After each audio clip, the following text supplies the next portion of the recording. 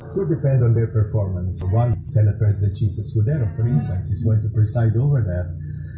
You'd have other senators, because by 20, if the impeachment schedule goes the way it is, which means it will go into the 20th Congress, very few lawyers will be in the Senate.